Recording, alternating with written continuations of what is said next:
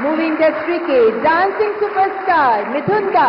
देवी और सज्जनों, अब मैं माननीय राष्ट्रपति जी से विनम्र निवेदन करती हूँ कि कृपया दादा साहेब फाल्के पुरस्कार प्रदान करने के लिए आगे पधारें। और अब वक्त आ गया है उस पल का जिसका हम सबको बहुत बहुत इंतजार था। राष्ट्रीय फिल्म पुरस्कारों में दादा साहेब फाल्के पुरस्कार सर्वोच्च सम्मान है, हमारे देश का सर्वोच्च सम्मान है। देवी और सज्जनों, और अब दादा साहेब फाल्के पुरस्कार ग्रहण करने के लिए मंच पर पधार रहे हैं श्री मिथुन चक्रवर्ती जी। करताल ध्वनि के साथ स्वागत करें पद्मश्री पद्म भूषण से सम्मानित हर दिल अजीज, सादगी भरा व्यक्तित्व, संतुलित गहरे भाव अभिव्यक्ति के साथ विलक्षण अभिनय प्रतिभा के धनी डांसिंग सुपरस्टार रहे मिथुन दा। A standing ovation is most deserving of the film icon that Shri Mithun Chakravarti is.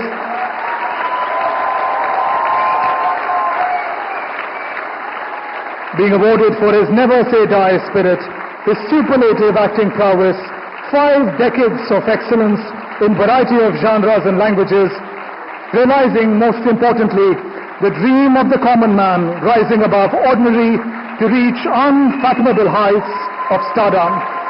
Mithun Chakravarti, ladies and gentlemen.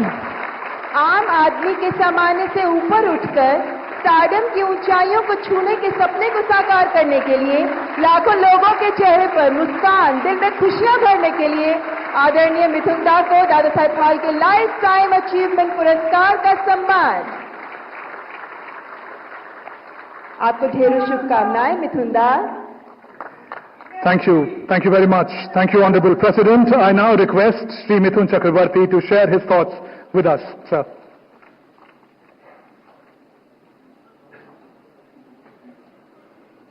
सबसे कठिन काम, अवार्ड लो, चले जाओ घर, ताली मारेंगे, आप बोलेंगे स्पीच भी दो। माय गॉड, डायलॉग भी दे तो कितने आसानी से पढ़ लेता हूँ, बोल देता हूँ। आप क्या, कोई कागज नहीं, कुछ नहीं, क्या बोलूंगा कुछ समझ में नहीं आ रहा है। My respected president, my respected minister and all the best people, respected people on dais, respected people in the audience and my colleagues, बस इतना ही कहूंगा कि इस मंच पर मैं पहले 3 बार आ चुका हूं आप लोगों की दुआ से।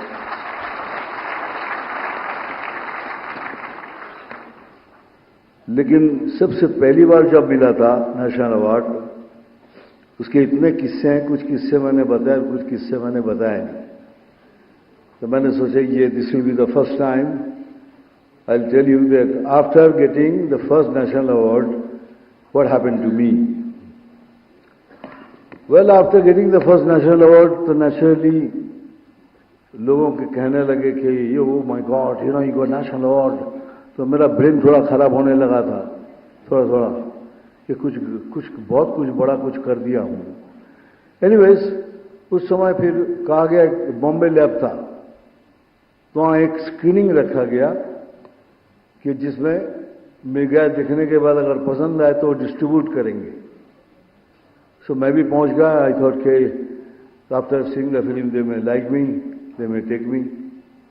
After seeing the film, I can't take his name because he's no more. Because he's no more, I'm saying this because before that he was alive. If I would have said, so you would have understood कि मेरे कोई बोल रहा है ये। तो इसीलिए आज तक बोला नहीं, पहली बार बोल रहा हूँ कि स्वर्ग लोग चले गए हैं।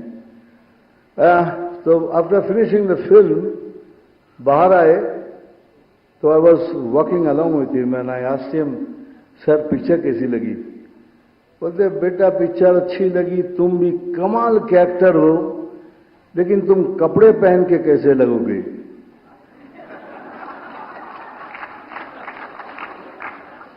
मैं 1 मिनट के लिए चौंक गया कि मैं उनके सामने बगैर कपड़े के खड़ा हूं। क्यों सवाल किया? बाद में याद आया, ओ मैंने जो रोल किया था वो एक आदिवासी का था जिसमें ऊपर मेरे कपड़े ही नहीं थे। तो इसीलिए सोच रहे थे कपड़े पहनने के बाद ये कैसा लगेगा, तभी इसको फिल्म में लूंगा। सेकेंड इंसिडेंट हुआ ये नेशनल अवार्ड मिलने के बाद दिमाग तो खराब हो ही गया था। मैं अपने आप को एल पचिनो सोचने लगा।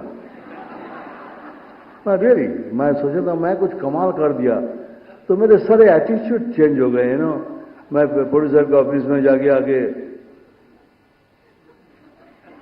ऐसे बैठता था, कभी कभी यूं करता था कि प्रोड्यूसर मुझे दिखता था क्यों कर रहा है ये सब, और उसको नहीं मालूम था कि मैं अल पचिनो की तरह एक्टिंग कर रहा हूं।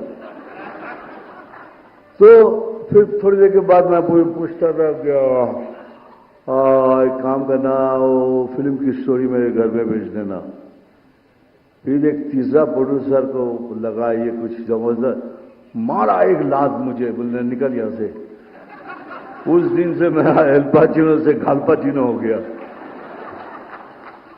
मैं समझ गया कि मुझसे गलती हो गई, अब मेरे को कोई काम वाम नहीं देगा, क्योंकि द बिगेस्ट प्रॉब्लम मेरे साथ जो था, एक्टर तो सबने मान लिया था बिकॉज ऑफ माई कॉम्प्लेक्शन।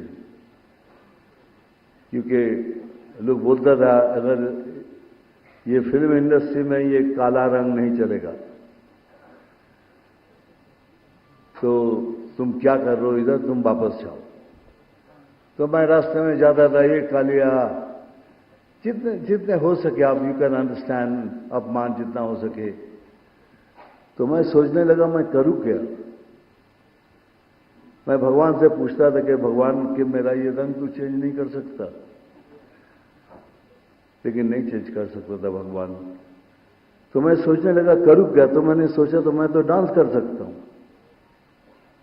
तो मैं डांस कर सकता हूं, तो मैं ऐसा डांस करूं मेरे पैरों से, ताकि लोग मेरे पैरों को देखे, मेरे स्किन को ना देखे, मेरे कलर को ना देखे। और मानिए मैंने एग्जैक्टली वही किया। आप मेरी फिल्म देखिए, सब फिल्मों में पैरों से डांस किया, पैर को थिरकने नहीं दिया, रुकने नहीं दिया कहीं भी। और लोग मेरे रंग को भूल गए और मैं बन गया sexy dusky Bengali Babu.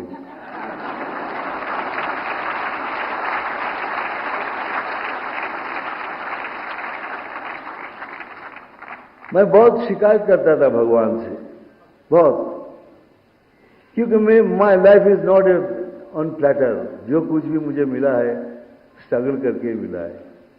I didn't get it just like that. तो मैं भगवान से कहता था तूने नाम दिया, शोहरत दी, फिर इतनी तकलीफ क्यों दे रहा है, हर चीज में क्यों तकलीफ। बहुत शिकायत करता था।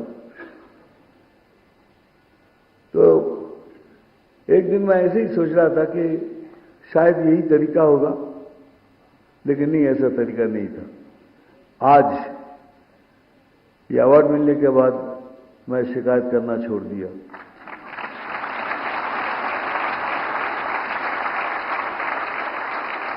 मैंने कहा thank you Bholenath, thank you बूढ़ो शिव, थैंक यू दानी बाबा, थैंक यू भद्रो लोग। कलकत्ता में निमतौला से एक पुराना सा मंदिर है, जहां एक 10 फीट ऊंचा एक शिवलिंग है, जहां सीढ़ियों से चढ़ के जाके पानी देना पड़ता है। मैं कितने साल मुझे याद नहीं, मैं उनकी सेवा किया। तो उनको मैंने कहा थैंक यू, अब मैं शिकायत नहीं करूंगा, क्योंकि आपने मुझे सूद के साथ सब कुछ वापस कर दिया है।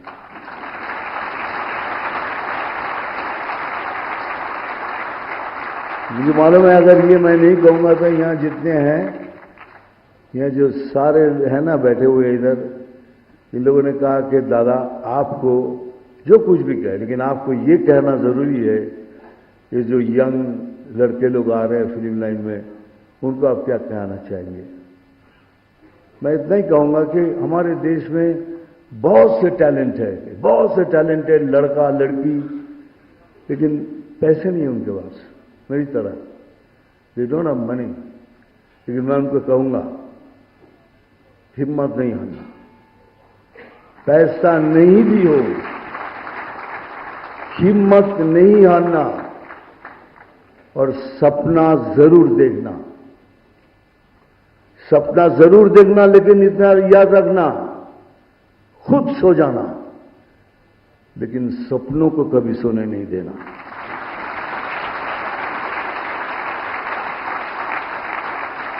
क्यों? इसलिए अगर मैं बन सकता हूं तो तुम सब बन सकते हो। Thank you so much.